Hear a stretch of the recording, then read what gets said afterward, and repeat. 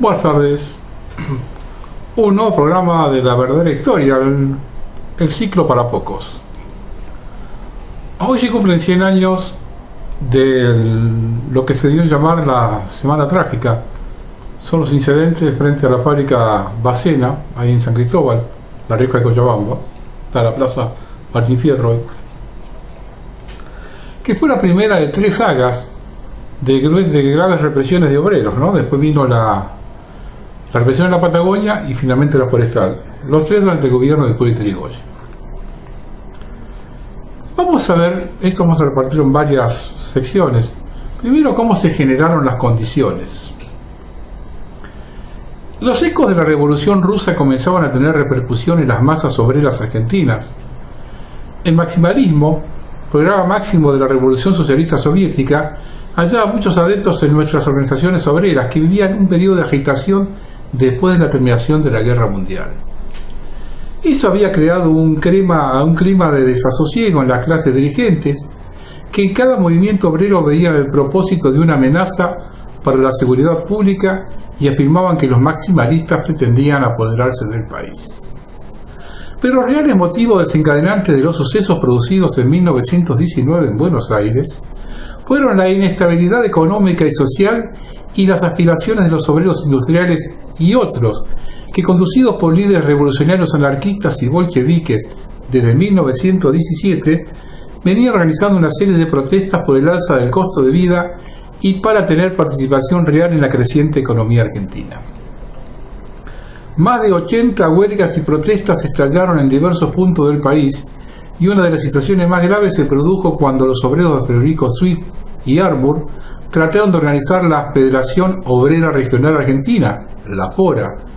La presión de algunos de los referentes de la sociedad, estancieros, sociedad rural, frigoríficos y otros, con el apoyo de diplomáticos ingleses y norteamericanos, argumentando que detrás de los obreros había agitadores profesionales extranjeros, provocó la intervención de Yrigoyen, que convocó a fuerzas de la Marina para contener la acción promovida por los trabajadores. En ese clima, cualquier suceso podría ser la chispa que provocara el incendio. Cuando Yrigoyen asumió la presidencia de la Nación, la ciudad de Buenos Aires contaba con más de 500.000 de obreros. Aproximadamente la mitad estaba ocupada en el sector industrial y la mayor parte vivía en el sur de la ciudad. Una multitud de talleres y de pequeñas industrias poblaban los barrios obreros de Nueva Pompeya, Barracas y La Boca, mientras que en la provincia de Buenos Aires, en Avellaneda, se destacaba por la presencia de los trabajadores de los frigoríficos. Esta concentración geográfica contribuyó a la formación de una cultura de la clase obrera, es decir, de valores, costumbres e ideales compartidos. En ese marco, la aspiración a una sociedad más justa, en la que no se hiciera la explotación del hombre por el hombre, constituía un elemento importante. En esa época estaba en su apogeo el proyecto agroexportador de la generación del 80. Por lo tanto, los sindicatos más relevantes eran los relacionados con el transporte de granos y carnes, los ferroviarios, la Fraternidad, la Federación Obrera Ferroviaria, y los marítimos, Federación Obrera Marítima. Todos ellos afiliados a la FORA del 9º Congreso, con mayoría sindicalista revolucionaria y minoría socialista. El resto de los gremios, entre ellos el incipiente metalúrgico de corriente anarquista, estaban organizados por la FORA del 5º Congreso. Los sindicatos de la FORA 9º, si bien críticos del gobierno radical, tenían una postura favorable a la política yrigoyenista de mediación en los conflictos laborales, pero que se resolvieran a través de la negociación colectiva. Por consiguiente, la represión debía sustituirse por la negociación entre las partes. No en vano, como ha señalado Alain Rouquet, algunos con placer y otros horrorizados pudieron ver por primera vez a un presidente de la República recibir delegaciones de obreros en la Casa Rosada. Muchos sintieron la misma sorpresa al observar el respaldo del presidente a las reivindicaciones laborales de los portuarios de Buenos Aires o de los ferroviarios de Rosario de 1917. Durante las primeras décadas del siglo, socialistas y anarquistas habían competido para ganarse la adhesión de los trabajadores. El presidente Yrigoyen, lejos de ignorar esa realidad, intentó modificarla mediante el afianzamiento de un nuevo tipo de relación entre el Estado y la clase obrera urbana. Desde su punto de vista, el Estado debía ser un árbitro de los conflictos entre los empresarios y los trabajadores. En 1916 fue elegido por primera vez un gobierno parcialmente democrático, cuando Hipólito Yrigoyen de la Unión Cívica Radical fue elegido presidente de la Nación al implementarse el voto secreto obligatorio y universal, exclusivamente para varones. La UCR había realizado previamente 3 sangrientas sublevaciones armadas en 1890, 1893 y 1905 contra el régimen oligárquico conservador que gobernaba ininterrumpidamente desde 1874, sostenido en el fraude electoral.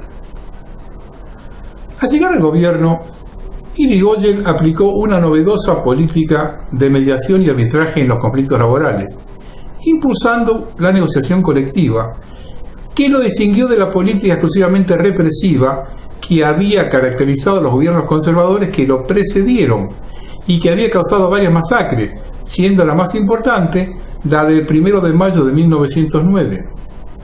Esta política de diálogo social impulsó una gran expansión cuantitativa y geográfica del sindicalismo argentino, y también fuertes críticas del sector empresario, las clases altas y el gobierno británico, que acusaban al sector radical de falta de autoridad ante la multiplicación de huelgas. Los trabajadores, pese a la favorable actitud inicial de Yrigoyen, vivían tiempos difíciles por 3 motivos centrales: la inflación, la reducción de las importaciones generada por la Primera Guerra Mundial, que favoreció el aumento de los precios de los artículos de consumo, la desocupación, la pérdida de mercados provocada por la guerra repercutió sobre la actividad económica y aumentó el número de desocupados, situación que comenzó a revertirse al finalizar el conflicto. Y los bajos salarios, mientras mayores eran la desocupación, y por lo tanto la demanda de empleo, mayor era la facilidad de los empresarios para minimizar sus gastos en el pago de la mano de obra. La firma estaba ubicada en Cochabamba y Rioja, donde hoy está la Plaza Martín Fierro. Su titular era descrito como un burgués próspero y despiadado, y en 1919 estaba necesitado de proteger sus ganancias de las causas que la Primera Guerra Mundial había engendrado: suba de precio de las materias primas y del petróleo, ya que dependía de la importación de carbón y de materias primas de alto precio. Las causas de la gran huelga. Como la guerra había afectado gravemente a la industria metalúrgica argentina por su dependencia de suministros provenientes del exterior, para atenuar la crisis, la empresa metalúrgica Bacena decidió reducir el costo laboral y bajó el salario en un 50% y contrató a mujeres y niños. Los trabajadores respondieron a estas medidas con una huelga que fue también secundada por trabajadores de otros gremios de la capital y de todo el país. El 2 de diciembre de 1918, los operarios se declararon en huelga. Sus reclamos eran aumento de salarios, jornadas de 8 horas, premios para el trabajo los domingos y horas extras, abolición del trabajo a destajo y reincorporación de los compañeros despedidos a causa de las actividades gremiales. El Departamento Nacional de Trabajo había hecho lugar a los reclamos y dispuso satisfacer las demandas que fueron desoídas por la patronal. La empresa intentaba seguir funcionando con obreros rompehuelgas provistos por la Asociación Nacional del Trabajo, una asociación de empresarios que junto con el embajador inglés quiso entrevistarse con Yrigoyen, quien no lo recibió y los hizo echar de la Casa de Gobierno. Los directivos no recibieron a la comisión de huelga, rechazaron el petitorio y en cambio contrataron a carneros y rompehuelgas, con lo que lograron mantener cierta actividad en los talleres. Inmediatamente se instalaron piquetes obreros en las inmediaciones de la fábrica. La patronal respondió reclutando numerosos matones para proteger los bienes de la empresa y les proveyeron armas. Los huelguistas se enfrentaron a las guardias blancas de Bacena y se sucedieron incidentes cada vez más frecuentes y violentos, sobre todo en el trayecto recorrido por los carros que transportaban materiales, desde los depósitos ubicados en Santo Domingo y Pepirí hasta los talleres de Cochabamba y Rioja. Presionados por la empresa, el gobierno nacional ordenó que fuerzas policiales custodiaran esos convoyes. El conflicto entró en una espiral de violencia y el 24 de diciembre se incendió el auto del propio jefe de policía. Ya la empresa Bacena había cambiado de dueño. La empresa Pedro Bacena e Hijos había sido fundada en 1870 por el italiano Pedro Bacena, quien la llevó a ser la más importante del pequeño sector siderúrgico argentino. En 1912 se había transformado en una sociedad anónima con importante participación de capitales ingleses y sede legal en Londres, cambiando su nombre por Argentine Iron and Steel Manufacturing, formerly Pedro Bacena e Hijos. Al morir Pedro Bacena en 1916, la presidencia de la compañía pasó a su hijo Alfredo, secundado por sus tres hermanos, Emilio, Humberto y Severino. El abogado de la empresa era el senador Leopoldo Melo. El abogado de la empresa era el senador Leopoldo Melo, un alto dirigente de la Unión Cívica Radical que también era miembro del directorio. Van tomando nota, ¿no? La empresa era la más importante del sector argentino y tenía unos 2.500 trabajadores, incluyendo varios cientos de trabajadoras en un lavadero de lana. Además de la fábrica metalúrgica, la empresa tenía también un lavadero de lana en Barracas, así como dos establecimientos en La Plata y Rosario. Se caracterizaba por tener malas condiciones de trabajo, ambientes de trabajo con temperaturas excesivas y sin ventilación, salarios considerablemente por debajo de lo que pagaban otras empresas comparables y jornadas más largas, así como una postura fuertemente antisindical y contraria a la negociación colectiva. Se prepara el escenario. El 2 de diciembre la Sociedad de Resistencia Metalúrgica Unidas declaró la huelga en los talleres Bacena. El sindicato elaboró un petitorio que fue presentado a la empresa, pero Alfredo Bacena se negó a recibir el petitorio y tratar con la delegación sindical, iniciándose así un juego de desgaste mutuo, en que la violencia fue creciendo. Los Bacenas apostaron a quebrar económicamente a los huelguistas, recurriendo a rompehuelgas y civiles armados provistos por la Asociación Nacional del Trabajo, un grupo de choque parapolicial creado ese año por el entonces también presidente de la Sociedad Rural Argentina, Joaquín de Ancho Orena, para combatir las huelgas mediante la violencia directa. El sindicato, por su parte, apostó a causarle daño económico a la empresa mediante piquetes que impidieran el transporte de materiales entre los dos principales establecimientos, la fábrica de San Cristóbal y los depósitos de Nueva Pompeya, y disuadir a los rompehuelgas. El sindicato logró hacerse fuerte en el barrio, obteniendo el apoyo de los vecinos y los comerciantes, a la vez que gran cantidad de sindicatos, muy especialmente los marinos y portuarios, declararon su solidaridad con los huelguistas, negándose a transportar u operar materiales de los talleres Bacena. Esa solidaridad sindical y vecinal permitió a los huelguistas prolongar la huelga y obligó a los Bacenas a responder garantizando que los rompehuelgas pudieran llegar a la fábrica y realizar el transporte entre los abastecimientos de San Cristóbal y Pompeya. Para ello les entregaron a los rompehuelgas armas de fuego con autorizaciones concedidas por el gobierno.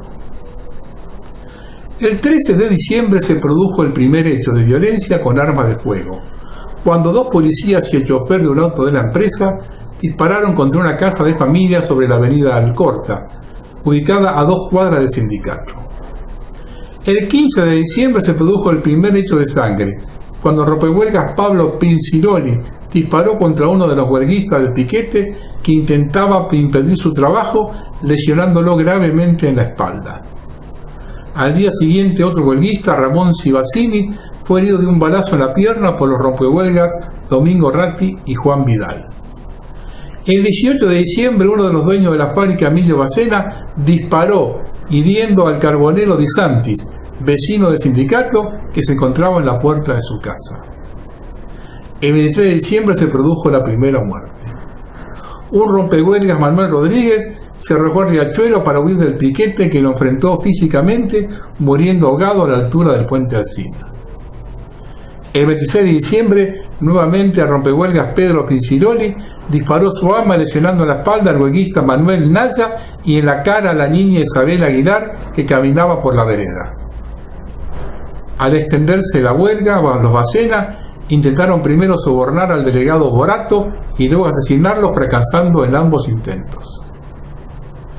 El 30 de diciembre, el obrero pintor Domingo Castro, cuando se dirigía hacia uno de los locales anarquistas, fue baleado a sangre fría en la calle por el policía Oscar Raps, muriendo al día siguiente.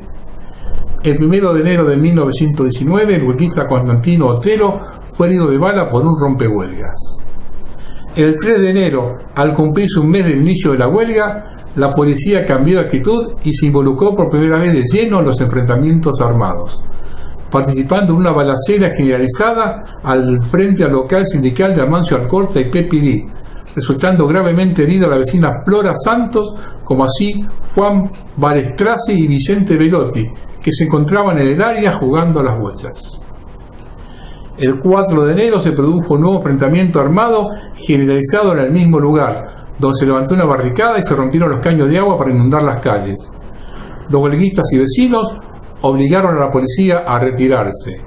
El enfrentamiento fue gravemente herido el cabo Vicente Chávez, que moriría al día siguiente. El 6 de enero, durante el entierro, el teniente de la Guardia de Infantería de Caballería, Augusto Troncoso, ante la presencia de las más altas autoridades policiales de la empresa, prometió, en nombre de la fuerza policial, vengar la muerte del cabo Chávez.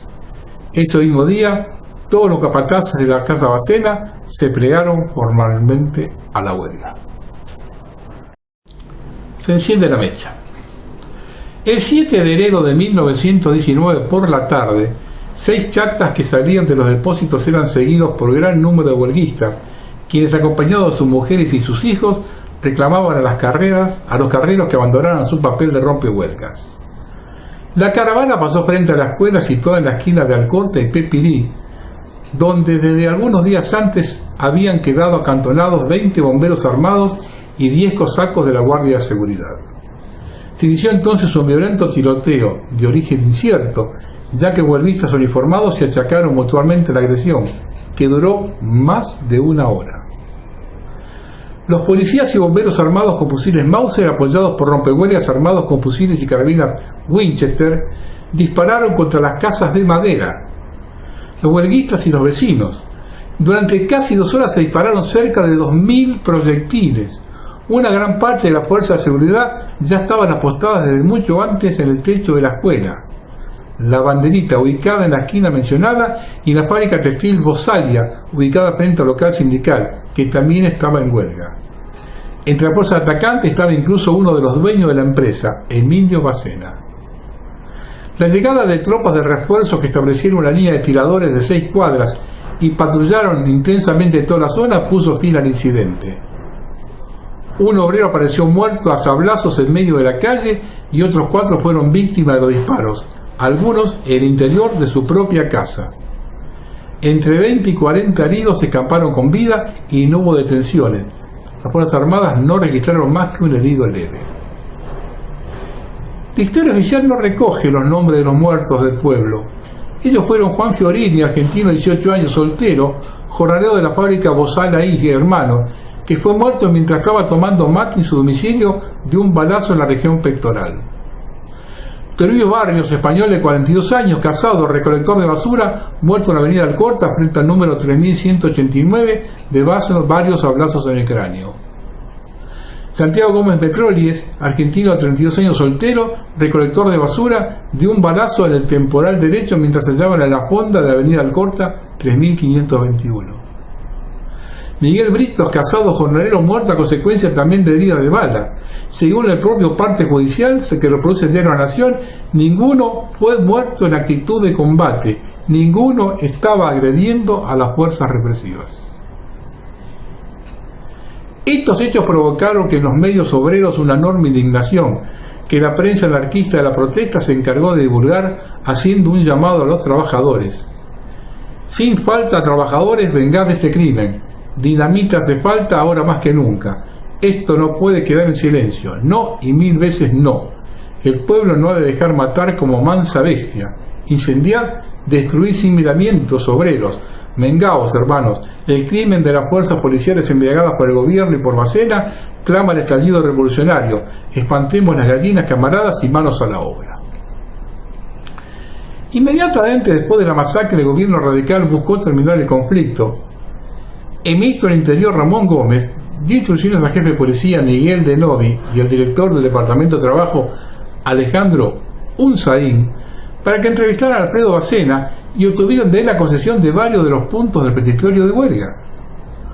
Unzaín y de Novi fueron a la empresa y consiguieron que Bacena aceptaba aumentar los salarios un 12%, reducir la jornada a 9 horas de lunes a sábado, 54 horas semanales, y readmitir a todos los obreros en huelga. Esa misma noche, a última hora, Unzaín y de Novi consiguieron que Bacena y los dirigentes sindicales se reunieran en la jefatura de policía y llegaron a un principio de acuerdo. Como la reunión se hizo larga, se decidió continuar al día siguiente en la propia fábrica. Los obreros llegaron puntualmente a las 10, pero don Bacena se negó a reunirse argumentando que entre los delegados había activistas que no pertenecían a su plantel. Los obreros, armados de cierta paciencia, conformaron otra delegación que presentó el pliego de condiciones de los huelguistas.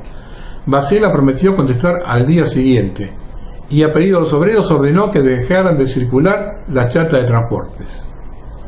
El conflicto de la estrategia de Bacena parecía a punto de quedar resuelto, pero los hechos se iban a precipitar. Pero los asesinatos habían generado indignación generalizada de los sectores obreros y en los barrios populares del sur de la ciudad, que se reflejó de inmediato en la gran cantidad de gente que se congregó en los locales sindicales, socialistas y anarquistas, especialmente en los dos en que se velaban a los muertos. Esa misma noche los comerciantes de Nueva Pompeya decidieron cerrar sus negocios al día siguiente en señal de duelo por los muertos. Simultáneamente, uno de los principales sindicatos del país, la Federación Obrera Marítima, declaraba la huelga por la falta de respuesta a sus peticiones por parte del Centro Argentino de Cabotaje. El 8 de enero el conflicto se generalizó, el precario acuerdo alcanzado en Bacena se cayó y el optimismo que el gobierno había manifestado la noche anterior se diluyó rápidamente. Hacia la 1 de la tarde, el enorme cortejo, estimado por fuentes obreras en 200.000 personas, se puso lentamente en movimiento tras los ataúdes, conducidos a pulso y cubiertos por banderas rojas. Una vanguardia de 150 hombres formaban la autodefensa obrera. Iban armados con revólveres y carabinas. Flameaban centenares de banderas rojas y negras. La columna marchó por La Rioja hasta la fábrica Bacena, donde se encontró con la columna socialista. Los Bacena, el directorio de la empresa, entre los que había ciudadanos ingleses y varios dirigentes de la Asociación Nacional del Trabajo, se habían atrincherado en la fábrica, custodiados por 300 hombres armados de la mencionada organización parapolicial. Por esta razón, el embajador inglés Reginald Tower y el presidente de la Asociación Nacional de Trabajo de Sociedad Rural Argentina, Joaquín Danchorena, fueron a la Casa Rosada a reclamar fuerzas policiales y decisiones enérgicas para defender el establecimiento, que ya empezaba a estar rodeado de obreros y a ser bloqueado con el levantamiento de barricadas en las esquinas. El gabinete presidencial debatió la posibilidad de decretar estado de sitio, pero Irigoyen decidió no hacerlo, esperanzado aún en lograr una mediación exitosa en el conflicto de Bacena que atemperara los ánimos. Allí se produjo una enorme confrontación armada con los guardias que custodiaban la empresa y sus dueños. Los manifestantes intentaron en vano prender fuego al portón de hierro de la entrada y a los forrajes para los caballos. Los enfrentamientos en la zona de la fábrica dejaron un número indeterminado de muertos y heridos. O'Donnell menciona que el centro socialista del barrio fueron llevados 5 cadáveres. Al enterarse de lo que ocurría en las talleres de Bacena, el ministro de Guerra y el nuevo jefe de policía, Espillo González, y el comisario inspector Justino Toranzo se dirigieron en auto hacia la empresa, pero el auto fue detenido por los manifestantes a pocas cuadras de la empresa, siendo obligados a bajarse mientras los huelguistas quemaban el vehículo, teniendo que volver caminando al cuartel de policía. En esta acción murió el subteniente Antonio Marota, comandante de un pelotón de fusileros que había estado encargado de la protección de González. Ningún investigador de la Semana Trágica, ni los diarios de la época, menciona la muerte del subteniente Marota, ni tampoco su entierro, que debió hacerse realizado en esos días. El diario, en su edición de ese día, hace mención puntual al incidente, y el cronista transcribe las palabras del comisario Toranzo a los huelguistas: somos 2 hombres solos. Curioso caso, ¿no? Mientras algunos grupos se desprendían, otros se sumaban a los que desde la mañana sitiaban los talleres y se tiroteaban con sus ocupantes. El resto siguió la marcha uniéndose con los que esperaban el paso de la columna en la calle Loria. La creciente agitación de los manifestantes se iba transmitiendo a los barrios que atravesaban en su largo trayecto hacia la Chacarita.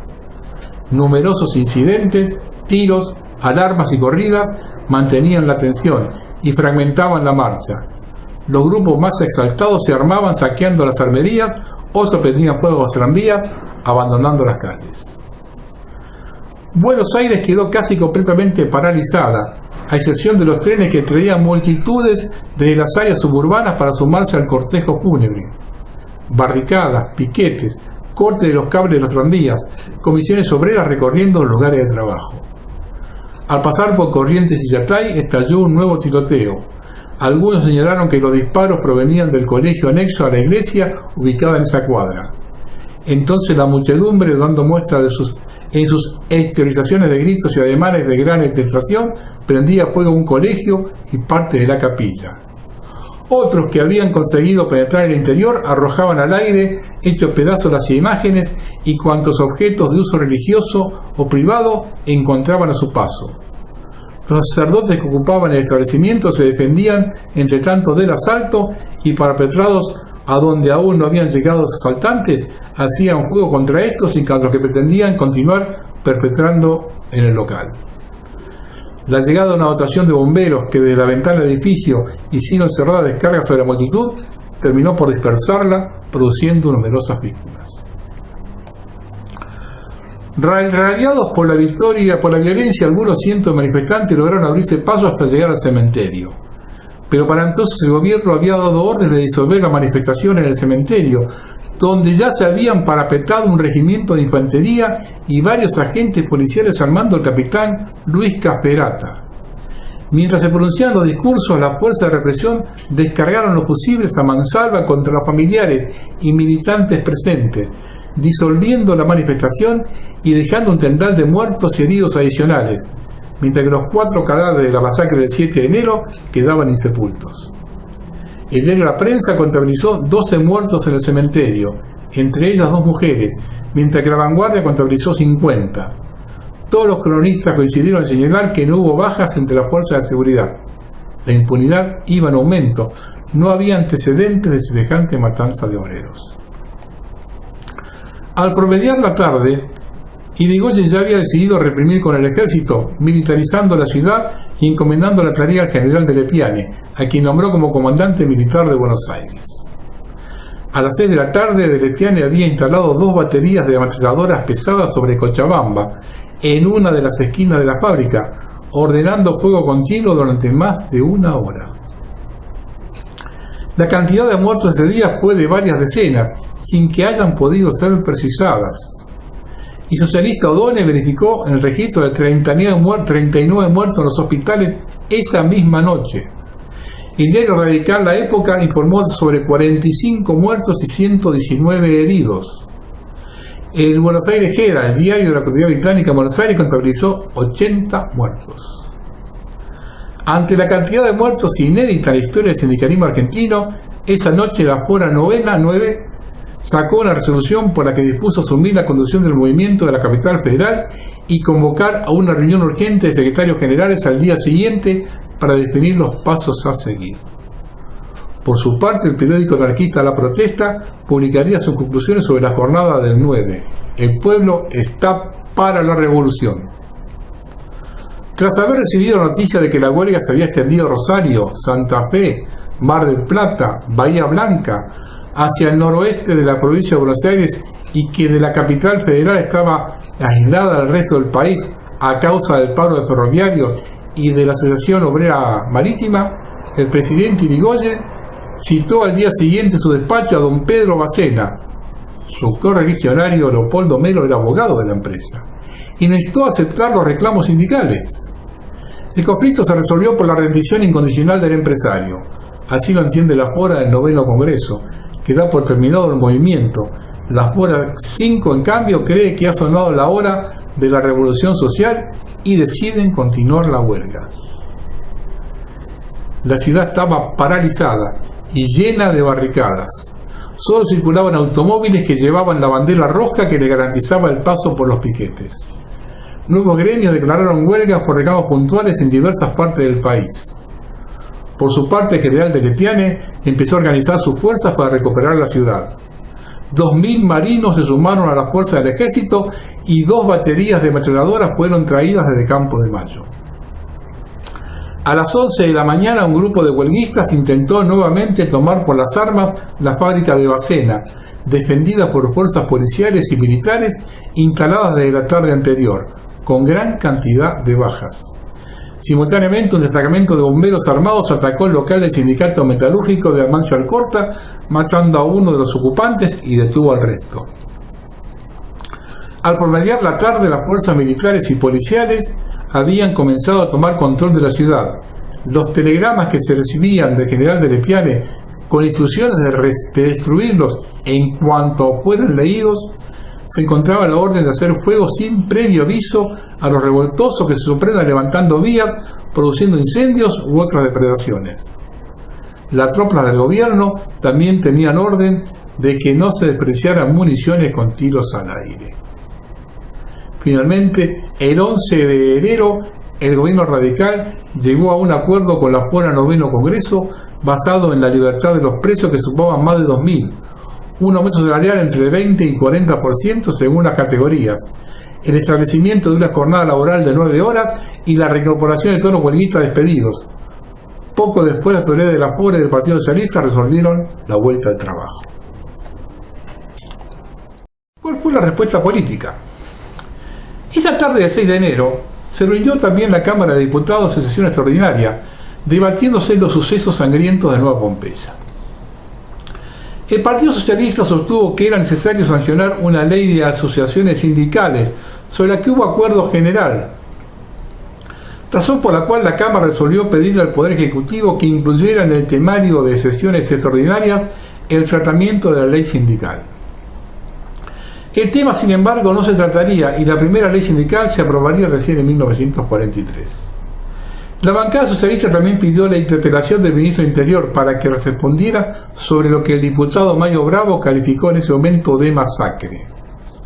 Bravo, que había estado en el lugar poco después de los hechos y entrevistando numerosos testigos, informó en detalle sobre la forma en que se había producido el ataque policial. Cuando llegó el momento de votar la moción de interpelación al ministro, la Cámara se quedó sin quórum.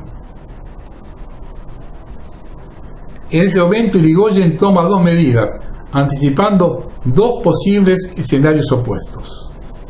En primer lugar, removió al jefe de policía que estuvo al mando durante la masacre del 7 de enero y puso a cargo de la misma al ministro de Guerra, Elpidio González, más apto para presionar a Bacena y al sindicato para que llegasen a un acuerdo.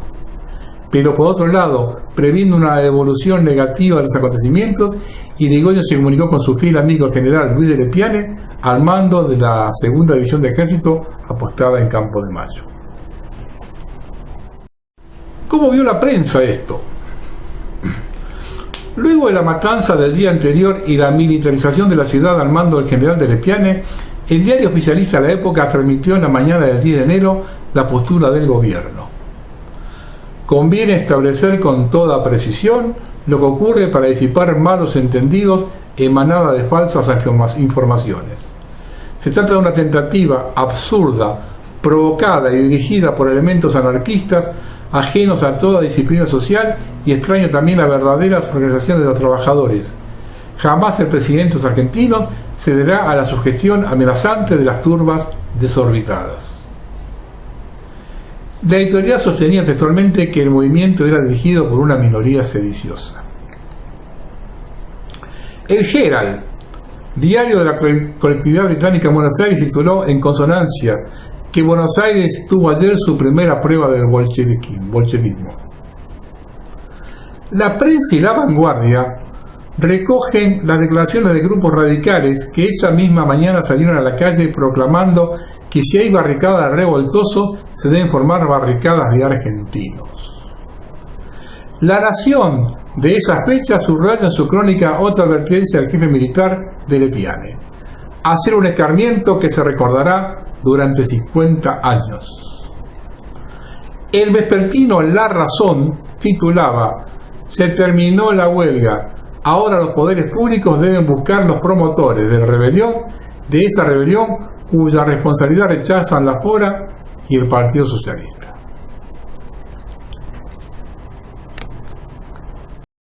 Acá hay un tema delicado.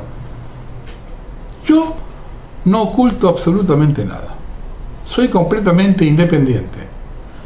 No podría hacer este informe obviando lo que aconteció con la colectividad judía. Por lo tanto, cuando el sayo caiga para el otro lado, nadie tiene derecho a decirme nada si lo que manifiesto corresponde a la verdad. En la noche del 10 al 11 de enero se intensificó la represión.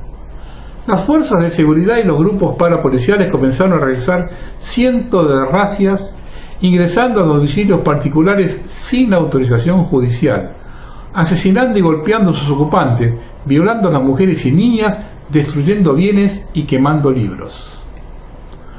Por la mañana la ciudad seguía paralizada, pero la población comenzaba a sentir el desgaste que realizaba el conflicto. Las fuerzas represivas continuaron todo el día y a los 2 días subsiguientes actuando sin limitaciones de ningún tipo. A los objetivos obreros se habían sumado ahora los objetivos judíos y en menor medida catalanes. La Casa del Ruso, como se conoció el único pogrom de la historia del suelo americano, arrasó el barrio judío del 11 y dio origen a una siniestra expresión que subsiste en el habla argentina hasta el presente: yo argentino, frase con que las personas judías suplicaban para no ser asesinadas. El apoyo a los actos criminales de los grupos paramilitares fue una parte sustancial del plan represivo del gobierno. El propio general de Letiane dio órdenes terminantes de contener toda manifestación o reagrupamiento con excepción de los patrióticos. Como una constante en la Argentina, gente no preparada mezcló todo y metió en la misma bolsa anarquistas, bolcheviques, maximalistas, rusos e israelitas. Entre los muertos hubo varios inmigrantes judíos recién llegados que venían huyendo de la Revolución Rusa y cayeron muertos junto a sus victimarios. Como nunca se vio en nuestro país semejante hazaña para con quien consideraban enemigo. Los grupos paramilitares descendieron tan bajo como nunca en la historia, más aún que en la década del 70. Puesto que las torturas se dieron en cuarteles y lugares cerrados, aquí, a la luz del día, a cara descubierta y a la vista de todo el mundo, se desplegó el más encarnizado odio hacia todo aquel que consideraban enemigo. Hay que recorrer los hechos históricos de la humanidad para encontrar parangón con lo acontecido los días 11 y 12 de enero de 1919 en Buenos Aires. El pogrom se desató cuando promediaba la semana trágica y se sumaron a la represión los civiles de clase alta, alcanzando sus picos los días 11 y 14 de enero. Su primera manifestación se produjo el 10 de enero en la reunión realizada en el Centro Naval y presidida por el contraalmirante Domecq. Fue llevada a cabo por la Liga Patriótica Argentina, incendiaron sinagogas y además las bibliotecas Palvation y Avantgarde. Los integrantes de la Liga atacaban a los transeúntes, especialmente a quienes vestían con algún elemento que determinara su pertenencia a la colectividad. Cientos de judíos fueron detenidos y llevados a la rastras para ser encerrados en los calabozos de la comisaría 7 y 9 y el Departamento Central de Policía, donde fueron salvajemente torturados y sometidos a indecibles degradaciones. Jinetes arrastraban a los viejos judíos desnudos por la calle de Buenos Aires, les tiraban de las barbas y como ya no podían correr al ritmo de los caballos, su piel se desgarraba raspando contra los adoquines. mientras los sables y los látigos de los hombres de a caballo caían y golpeaban intermitentes sobre sus cuerpos. Torturaba metódicamente para que no desfallecieran las últimas fuerzas, para que no se prolongaran sin fin los sufrimientos. 50 hombres, ante el cansancio de azotar, se alternaban para cada prisionero. Con fósforos quemaban las rodillas de los arrestados, mientras atravesaban con alfileres sus heridas abiertas y sus carnes emblandecidas. En la comisaría 7, los soldados, vigilantes y jueces encerraban a los baños a los presos, en su mayoría judías, para orinarles en la boca. Los torturadores gritaban: ¡viva la patria! ¡Mueran los maximalistas y todos los extranjeros! A una niña de 14 años que se resistió a ser violada, le cortaron la mano derecha de un hachazo. José Emiliano Carulla, compañero de ruta de Leopoldo Lugones y Rodolfo Irasusta, fue quien más comprendió lo que estaba aconteciendo. Produjéronse manifestaciones bajo la advocación de la enseña patria, y grupos de vecinos y de jóvenes voluntarios se dieron la tarea de promover la apertura de los comercios y el restablecimiento del tráfico. Uno de los hombres que supieron aunar en aquellos momentos voluntarios esfuerzos fue Manuel Carles, prestigioso ya por su actuación parlamentaria y sus elevados dotes de jurista y orador. Agrupase a su alrededor una falange de argentinos entusiastas que llevarían luego el nombre de Liga Patriótica Argentina. Oí decir que estaban incendiando el barrio judío y hacia allá dirigí mis pasos. Caminé por las calles Junín, Uriburu y Ascuénaga, al principio sin hallar signos patentes de disturbios, salvo la presencia en puertas y esquinas de grupos de hombres, mujeres y niños en actitud expectante. Fue al llegar a Viamonte, a la altura de la Facultad de Medicina, que me tocó presenciar lo que podía denominarse el primer pogrom de la Argentina. En medio de la calle ardían pilas formadas con libros de trastos viejos, entre los cuales podían reconocerse sillas, mesas y otros enseres domésticos. Y las llamas iluminaban tétricamente la noche, destacando con rojizo resplandor los rostros de una multitud gesticulante y estremecida. Me abrí camino y pude ver que a pocos pasos de ahí se luchaba dentro y fuera de los edificios. Inquirí y supe que se trataba de un comerciante judío al que se culpaba de haber programado de hacer propaganda comunista. Me pareció, sin embargo, que el cruel castigo se hacía extensivo a otros hogares hebreos. El ruido de muebles y cajones violentamente arrojados a la calle se mezclaba con gritos de mueran los judíos, mueran los maximalistas. Cada tanto pasaban a mí ver a viejos barbudos y mujeres desgreñadas. Nunca olvidaré el rostro cárdeno y la mirada suplicante de uno de ellos al que arrastraban un par de mozalbetes, así como de un niño sollozante que se aferraba a la vieja levita negra ya desgarrada, de otros aquellos pobres diablos. Aporté, no sin repugnancia, mi mirada de aquel cuadro chocante, pero fue solamente para aplicarlo en otros tipos del mismo Jaez. Pues el disturbio provocado por ataque a los negocios y hogares hebreos se había propagado a varias manzanas a la redonda. Esto lo dice alguien que no es antisemita, ¿eh? O que no es amigo de Eduardo Lugones y Irasusta, ¿eh? Decenas de miles de ciudadanos estaban detenidos, saturando las cárceles y comisarías. El gobierno decide poner en marcha una operación para hacer creer a la población que las protestas sindicales habían sido parte de una conspiración internacional ruso-judía para establecer un régimen soviético en la Argentina. Se llegó a contabilizar 117 cadáveres y sepultos de rusos judíos en el arsenal. En la comisaría de la 34, José R. Romariz, que en enero del 19 había conducido la represión en La Boca, muchos años después, en 1952, publicó un libro sobre la Semana Trágica en el que justificó las masacres, culpando al mismo tiempo a los judíos bolcheviques de haber desencadenado la subversión. También describió cómo los cadáveres eran rápidamente incinerados conforme indicaciones del general de Lepiane. El final de la huelga. El 14 de enero el general de Lepiane se reunió por separado con las dos horas para acordar el levantamiento definitivo de la huelga general y el cese de conflictos. Ambas exigieron la libertad de los detenidos, la supresión de la concentración de fuerza por las autoridades y el respeto del derecho de reunión. El gobierno aceptó las condiciones de las centrales sindicales y ambas levantaron el paro. Pese a ello, ese mismo día, las fuerzas de seguridad bajo el mando de Lepiane allanaron y detuvieron las instalaciones del diario anarquista La Protesta y de varios locales anarquistas y sindicales, inclusive donde se encontraba sesionando la asamblea de la Fora Quinto Congreso, deteniendo a todos sus ocupantes. Ese día se produjo el segundo pogrom, cuando las fuerzas del gobierno y los grupos parapoliciales volvieron a asaltar el barrio del Once.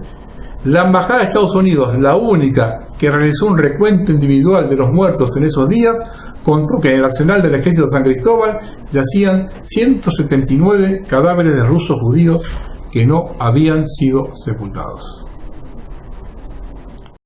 Ahora vamos a hablar del accionar anarquista. El 15 de enero, en la calle Purredón, un grupo de huelguistas mata a tiros al sargento de ejército Ramón Díaz, y en la calle Corrientes es muerto el comandante de un pelotón de fusileros, el subteniente Agustín Ronzoni.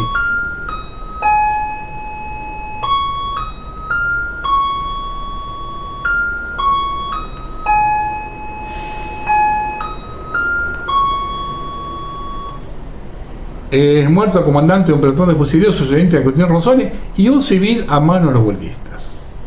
Un pelotón bajo el mando del sargento Bonifacio Manso también cae en una emboscada, y parte del regimiento de infantería 7 es obligado a recurrir al uso de una ametralladora pesada Wilkers para repeler a los atacantes. El regimiento de infantería 3 también se ve obligado a intervenir y liberar a 400 trabajadores que se negaron a participar en las huelgas, y que ahora se encontraban atrapados en los talleres de Bacena por los anarquistas, quienes planeaban incendiarlos junto con el edificio. Los conductores de ambulancias y los médicos a bordo tuvieron que salir armados con revólveres para poder defenderse de los huelguistas que buscaban venganza. Al día siguiente, Lepiane amenazó con emplazar la artillería en la plaza del Congreso y atonar con los cañones toda la ciudad si la violencia de ambos bandos no cesaba. Mientras tanto, un destacamento del ejército instalado frente a la fábrica abrió fuego contra los obreros, y en otros lugares 2 policías son muertos: el cabo Teófilo Ramírez y el agente Ángel Justi, al ser atacados por los huelguistas. Algunos de los huelguistas querían ordenar la lucha armada, y en la mañana del 13 de enero trataron de apoderarse de las armas de una estación de policía, pero se vieron obligados a retirarse después de encontrarse bajo fuego de un pelotón de fusileros de infantes de marina recién llegados del crucero Ara San Martín. ¿Cuántas víctimas hubo? El saldo total fue de unos 800 muertos, nunca identificados. Ancianos, mujeres, niños, hombres. También hubo decenas de desaparecidos. ¿Se venía de allá? Miles de heridos y más de 50.000 detenidos. Entre los informes de la época se destaca el realizado por la Embajada de Estados Unidos, que realizó una cuantificación precisa contabilizando 1.356 muertos. La Embajada de Francia, por su parte, que informó que había muerto 800 personas y 4.000 habían sido heridas. El editor Diego Abad de Santillán computa 1.500 muertos y 5.000 heridos. Además hubo unos 55.000 prontuariados, con la asesoría para muchos de una quincena de confinamiento en la isla Martín García. En su libro La Semana Trágica, el comisario Romariz, oficial del seccional 24 de La Boca durante los sucesos, agrega detalles escalofriantes. Los cadáveres eran rápidamente incinerados conforme a indicaciones del general de Lepiane. Él mismo pudo comprobarlo en la morgue, cuando acudió a reclamar el cuerpo de un suboficial. Entretenga a la viuda hasta que se olvide, le dijo el funcionario que lo atendió, escudándose en esa orden. Fueron quemadas viviendas obreras, sinagogas, locales sindicales y partidarios, periódicos, bibliotecas populares y judías, cooperativas. El gobierno detuvo y torturó a miles de ciudadanos y facilitó a los grupos parapoliciales las comisarías donde establecieron sus bases operativas. El temor social. La huelga del año 1918 a los miembros más destacados de la sociedad les dio un fuerte ataque de desesperación. La revolución bolchevique se había producido hacía menos de 2 años y el simple recuerdo de los soviets de obreros y campesinos decidiendo el destino de un país hacía temblar a los dueños de todo en la Argentina. Había que frenar el torrente revolucionario. Comenzaron a reunirse para presionar al gobierno radical, al que veían como incapaz de llevar adelante una represión como la que ellos deseaban y necesitaban. Según el empresariado, se hacía necesario terminar con la ola de huelgas, recuperar el orden y la paz social. Había que emplear mano dura y disciplinar a los huelguistas. Un grupo de jóvenes de las familias patricias se reunieron en la confitería París y decidieron patrióticamente armarse en defensa propia. Las reuniones continuaron en los salones del Centro Naval de Florida y Córdoba, donde fueron recibidos por los contraalmirantes Manuel Domecq García y Eduardo O'Connor, quienes se comprometieron a darle armas e instrucción militar. O'Connor dijo aquel 10 de enero de 1919 que Buenos Aires no sería otro Petrogrado e invitaba a la valiente muchachada a atacar a los rusos y catalanes en sus propios barrios si no se atreven a venir al centro. Partieron del Centro Naval con armas y dispuestos a romper cabezas de agitadores anarquistas. Ese grupo se conformó como Liga Patriótica Argentina el 16 de enero de 1919. Domecq García ocupó la presidencia en forma provisional hasta abril de 1919, cuando las brigadas eligieron como presidente al abogado rosarino Manuel Carmes. Formaron 2 organizaciones civiles terroristas, Orden Social y Guardia Blanca, transformadas posteriormente en Liga Patriótica Argentina y Comité Pro Argentinidad, que crearon brigadas armadas con el visto bueno de la policía y del ejército y el apoyo financiero de la Asociación Nacional del Trabajo, entidad patronal presidida por Joaquín Anchorena.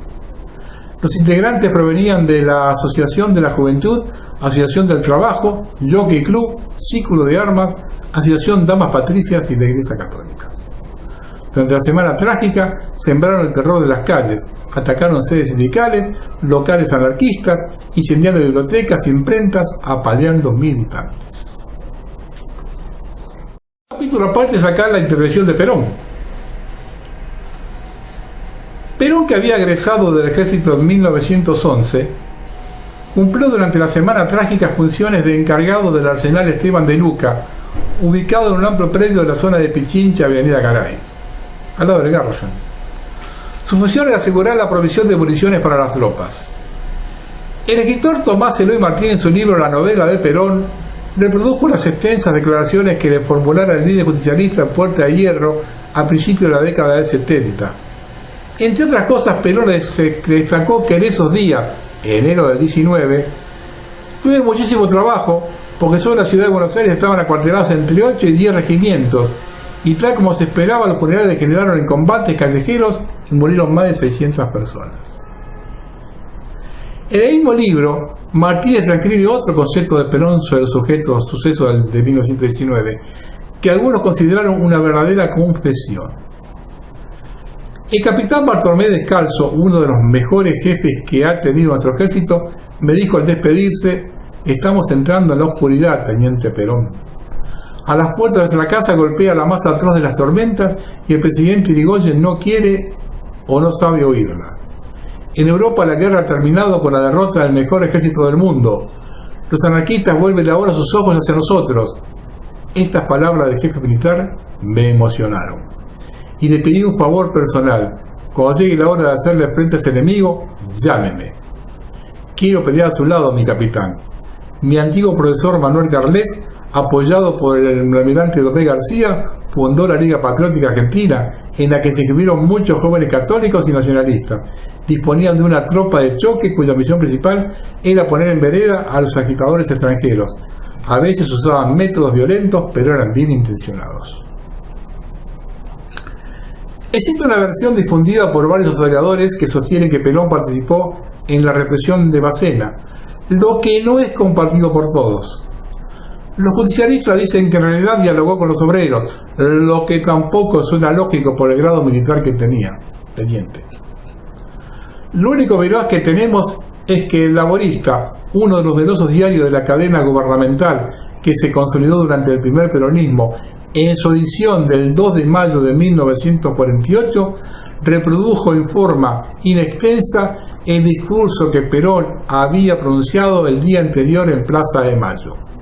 En esa locución, el presidente admitió haber montado guardia el 10 de enero de 1919 frente a la fábrica Bacena al día siguiente de los sucesos. Hablando de qué conclusiones deja esto. Para los anarquistas representó un estandarte de la lucha contra el Estado. El peronismo lo utilizó con posterioridad para acusar al gobierno radical de reprimir a los obreros. Los radicales, por su parte, sostienen haber quedado en medio de pujas entre sectores radicalizados, tanto de derecha como de izquierda, maximizados por el ambiente de tensión de la época, producto de las medidas progresistas de Irigoyen y de la creciente Revolución de Octubre, con sus propósitos de revolución mundial. Reivindican a su vez haber aceptado el reclamo obrero desde el principio. Poco tiempo después del conflicto, fue clausurado por la municipalidad la fábrica y luego demolida. Tuvieron que pasar 30 años hasta que nuestro país tuviese otra acería. Nos hemos hecho tantas veces la pregunta, ¿no? ¿Cómo un edificio que fue escenario de un evento crítico de la historia nacional fue demolido sin protestas? Ya no vale la pena repetir esa pregunta. No solo porque la respuesta suele ser por completo desalentadora, sino porque el conocerla no merece haber minimizado el impacto de la destrucción que se reitera frente a nuestros ojos. Es momento entonces de intentar un abordaje del problema de una perspectiva diferente, dejando de lado la certeza de lo que efectivamente es destructiva, que puede ser la desidia de la administración pública. Vale la pena considerar que las destrucciones tal vez no ocurren porque nadie las evita, sino porque en algún sentido se las favorece como mecanismo de construcción del olvido. En su texto de 2019, Lohan Rives proponen que la desaparición de ciertos elementos del patrimonio cultural deriva de su carácter de sitio de dolor y vergüenza. Su análisis indica que a veces sitios completos desaparecen de la conciencia del público, por lo tanto también de los registros del patrimonio, tal vez porque el público en cuestión no desea recordar los eventos asociados con tales lugares. Se trata de lugares no reconocidos por su valor histórico sino hasta tiempo reciente, debido a su asociación con el dolor y sufrimiento allí experimentado en el pasado. Con frecuencia, las comunidades están avergonzadas de estos episodios o temerosos de que ahondar en ella puede reavivar enfrentamientos. Tales lugares con frecuencia se convierten en objetivos a demoler, a fin de que arrasar con el miedo y la vergüenza asociada al sitio. Este tipo de actitudes es muy común entre los liberales. Destruir lo que hizo el populista anterior. Así la Revolución Libertadora no terminó en un hospital alvear, luego convertido en albergue Warnes y finalmente demolido, o mandar a desguace 15 aviones Pampa listos para armar la fábrica de aviones, entre otras cosas. Así más que no inaugura el hospital Ituzaingó, construido por Cristina, o la prolongación de la línea D del subte hasta Retiro. Yo tengo realmente un poco de miedo, porque observo que ciertas condiciones que había hace 100 años que provocaron esa tragedia se están dando nuevamente en Argentina.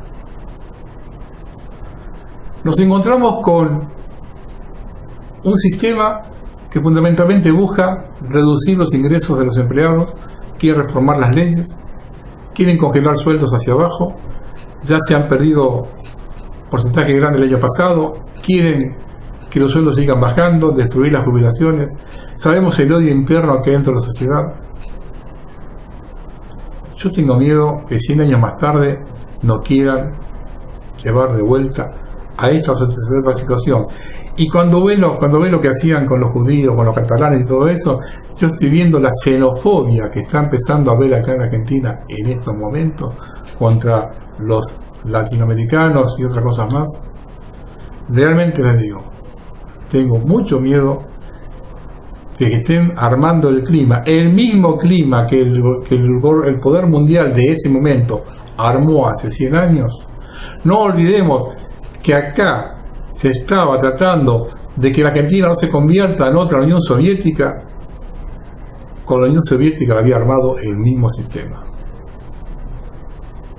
Y como los argentinos no tenemos memoria, y el sistema, abusando de que los argentinos no tienen memoria, procede siempre igual, yo tengo mucho temor de que estén armando un escenario parecido a este. Buenas noches.